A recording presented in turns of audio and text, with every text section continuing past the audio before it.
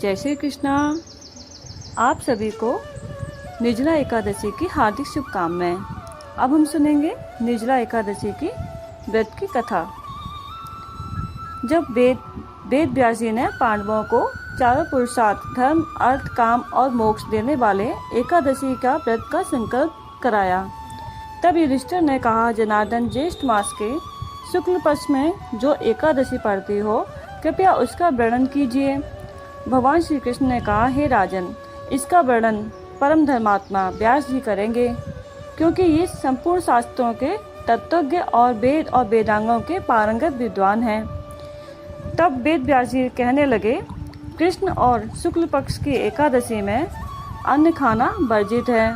द्वादशी को स्नान करके पवित्र फूलों से भगवान केशव की पूजा करें, फिर पहले ब्राह्मणों को भोजन देकर अंत में स्वयं भोजन करें। यह सुनकर भीमसेन बोले, परम बुद्धिमान पितामह, मेरी उत्तम बात सुनिए।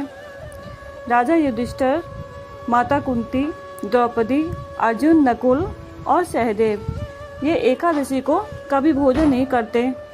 मुझसे भी हमेशा यही कहते हैं कि भीमसेन, एकादशी को तुम भी ना खाया करो, परंतु मैं उन लोगों से यही कहता हूँ कि मुझसे भूख सही नहीं जाती।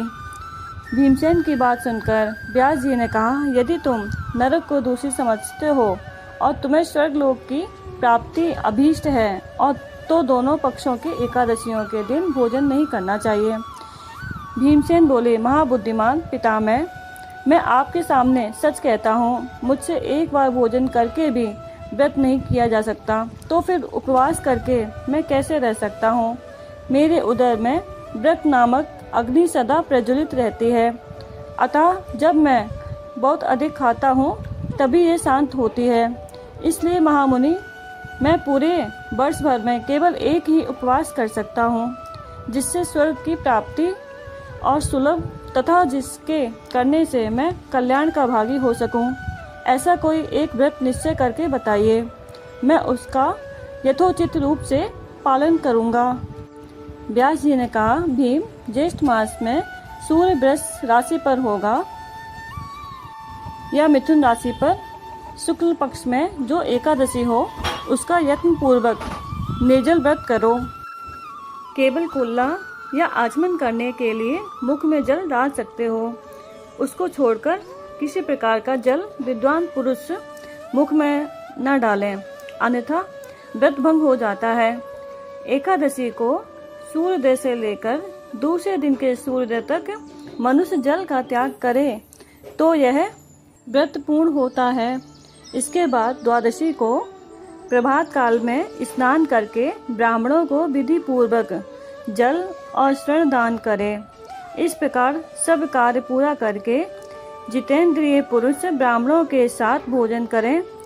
वर्ष भर में जितनी एकादशियां होती हैं, उन सब का फल इसका निर्जला एकादशी से मनुष्य को प्राप्त कर लेता है। इसमें तनिक भी संदेह नहीं है।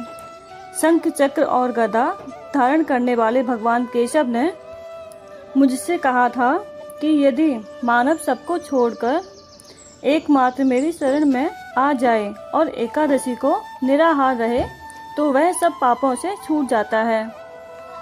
कुंती नंदन, निर्जला एकादशी के दिन श्रद्धालु स्त्री पुरुषों के लिए जो विशेष दान और कर्तव्य विहित हैं, उन्हें सुनो। उस दिन जल में शयन